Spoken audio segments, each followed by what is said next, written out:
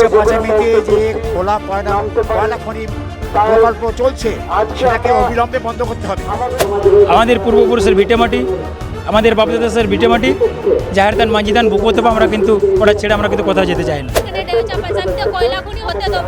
তারা চাকরি পায়নি বলে তারা এখন রাস্তায় আন্দোলন করছেন, কলকাতা রাজপথে তারা আন্দোলন করছেন, তোমরা জমি দাও নইলে কিন্তু তোমাদের পৃথিবী থেকে সরিয়ে দেবো। জন্ম থেকে স্মৃতি জড়িয়ে আছে, গাছপালার সাথে পশু পাখির সাথে, আমাদের জমি জায়গা থেকে, ভাই বোন থেকে যারা আমাদের চলে গেছে পূর্বপুরুষরা, বাবারা, ওরা ওই মাটিতেই কবর দেওয়া হয়েছে।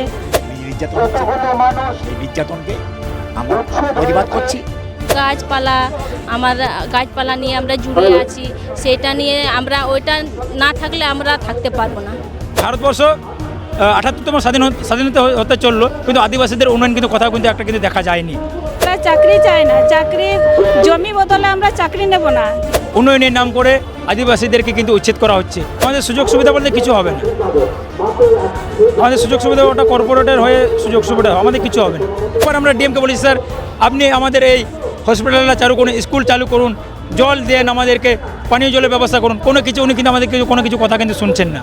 দেউচা পাঁচামি কয়লা খনি বন্ধের দাবিতে রাজ্যের বিভিন্ন প্রান্ত থেকে আদিবাসী জনজাতি মানুষেরা ইতিমধ্যে কলকাতার রাজপথ দখল করে তারা কিন্তু বিক্ষোভ প্রতিবাদ জানাচ্ছেন, কারণ তারা দাবি করছেন তারা দেউচা পাঁচামি যাতে না হয় এবং তা অবিলম্বে বন্ধ করার দাবিতে তারা কিন্তু কলকাতার রাস্তায় শিয়ালদা থেকে একেবারে ধর্মতলা পর্যন্ত বিক্ষোভ জানান।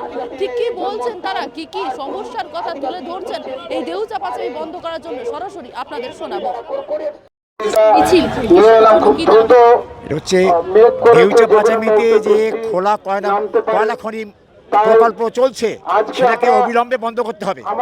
এটা প্রকৃতির স্বার্থে, আদিবাসীদের জীবন জীবিকার স্বার্থে, তাদের বাঁচার স্বার্থে, এটা ১ নম্বর দাবি। ২ হচ্ছে অযোধ্যাকে একটা বিশ্বমানের তীর্থকেন্দ্র করতে হবে, আদিবাসী তীর্থকেন্দ্র। সে না করে রাজ্য সরকার সেখানে করছে দুর্গা প্রকল্প, সেটাকে আমরা তীব্র ধিক্কার জানাচ্ছি। আর দ্বিতীয় হচ্ছে সারা দেশে আদিবাসীদের উপর যে নির্যাতন হচ্ছে, সেই নির্যাতনকে আমরা প্রতিবাদ করছি এবং সেটা কেন্দ্র তারা আদিবাসীদের উপর সবচেয়ে বড় বেশি অভিশাপ না। আমাদের সমস্যা হচ্ছে আমাদের ওইখানে দেউচা পাঁচামিতে কয়লা খনি হতে দেবো না। আমাদের সঙ্গে কি আমরা ওইখানে কয়লা খনি চাই না, এটা আমাদের বক্তব্য। আমাদের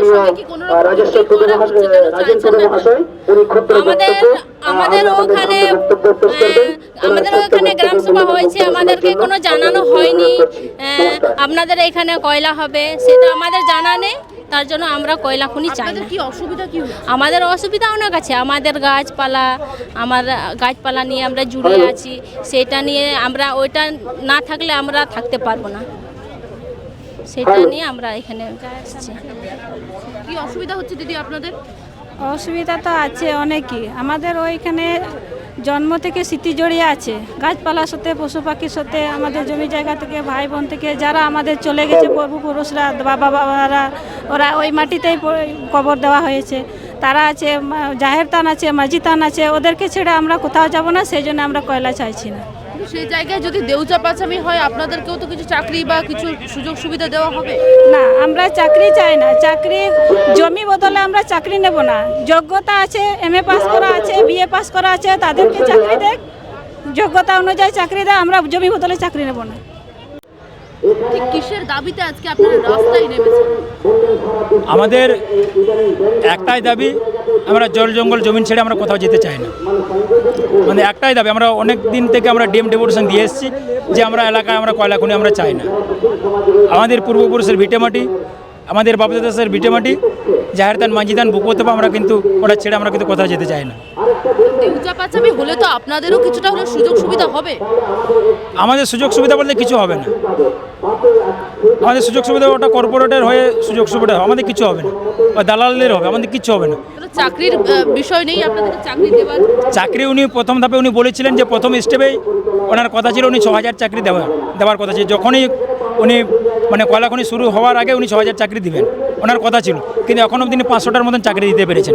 সেটাও আবার আদিবাসীরা সেই হিসেবে পায়নি, তারা সব বাইরেকার মানুষ পেয়েছে। এবং যে চাকরিটা দিচ্ছেন উনি সেটা হচ্ছে কন্ট্রাকচুয়াল টেম্পোরারি চাকরি, সেটাও পার্মানেন্ট নয়। আপনি তো প্রথম থেকে আন্দোলনটা করছেন দেউচা পাচামির, আপনাকে তো বহুবার বিভিন্ন রকম ভাবে শুনতে হয়েছে, শাসকের আক্রমণও শুনেছেন। হ্যাঁ, শাসকরা বারবারই ওখানে প্রশাসনের টহলদারি চলছে, বারবারই প্রশাসন ওখানটায় এলাকার মানুষকে ভুল বোঝাচ্ছেন, এলাকায় গিয়ে আদিবাসীদের আন্দোলনটাকে দমন করার চেষ্টা করছেন। এবং কিছু সংগঠনের লোক আছে যারা নিজেদের অনেক সংগঠন বলে দাবি করে, কিন্তু তারা কিন্তু রাত্রিবেলাতে তারা কিন্তু তৃণমূল করে, এবং তাদের সে গন্ডা বাহিনীগুলো এলাকায় গিয়ে ঢুকিয়ে দিচ্ছে কিছু কিছু এলাকাতে, এবং তাদেরকে জোর জবরদস্তি করে জমিটা দিতে বলছেন যে তোমরা জমি যদি না দাও তাহলে আমরা কিন্তু তোমাদের অন্য একটা কিছু করব, হয় তোমাদেরকে পৃথিবী থেকে তোমাদেরকে সরিয়ে দেবো, তোমরা জমি দাও, নইলে কিন্তু তোমাদের পৃথিবী থেকে সরিয়ে দেবো। কিন্তু ওখানে স্ব ইচ্ছায় কেউ কিন্তু জমি দিতে কিন্তু কেউ রাজি নন। আমরা চাই যে গণশুনানি হোক, কেউ জমি দিবে কেউ জমি দিবে না, এটা হোক না একবার। ওখানে ভয়ে ওই দালালদের ভয়ে কেউ কিন্তু বলতে পারছে না যে রুবিন সোরেন ওখানকার যে মাফিয়া, আপনাদের জমি জোর করে নেওয়া হচ্ছে। হ্যাঁ, জোর করে নেওয়া হচ্ছে। ওখানকার যে ওরা তৃণমূল সরকার, যে বর্তমান সরকার, এবং কিছু আদিবাসী সংগঠন আছে, রুবিন সোরেন যে নিজেকে দিশম আদিবাসী গাতা সভাপতি বলে দাবি করেন, মানে সংগঠনটা করে। তো বীরভূম জেলার পুলিশ প্রশাসন কি করছে? তারা তো তাদেরকে তো সমর্থন করছেন, সে দালালদেরকে বীরভূম জেলা পুলিশ প্রশাসন তাদেরকে তো সমর্থনটা করছেন, যে ওদের কাজটা ওরা কিন্তু সুবিধাটা করছেন। যে কিছুদিন আগে আমাদের আদিবাসী মানুষজন পুলিশের বাধা অতিক্রম করে যেখানটা খনন কার্য শুরু হয়েছিল ওখানে তারা কিন্তু চড়কা করে দিয়েছিল, কিন্তু কিছুদিন পর রুবিন সোরেন গুন্ডা বাহিনী এলাকায় গিয়ে ওখানকার যে পাশে এলাকায় গিয়ে ওখানে মানুষগুলোকে ধুমকি দিয়ে এবং তাদেরকে বলা হয়েছে যে তোমরা যদি এখানে যদি চড়কা যদি করো তাহলে তোমাদেরকে কিন্তু অন্যরকম একটা করব। এবং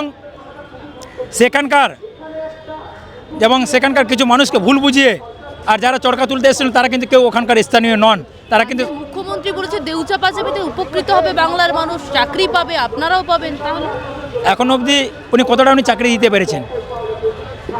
এখন তো অনেক ছাত্ররা আন্দোলন করছে চাকরি না পাওয়ার জন্য, যে তারা চাকরি পায়নি বলে তারা এখন রাস্তায় আন্দোলন করছেন, কলকাতার রাজপথে তারা আন্দোলন করছেন। আমরা কী করে এই ভারতবাজি আমরা সরকারকে আমরা বিশ্বাসটা করব যে উনি চাকরি দিবেন?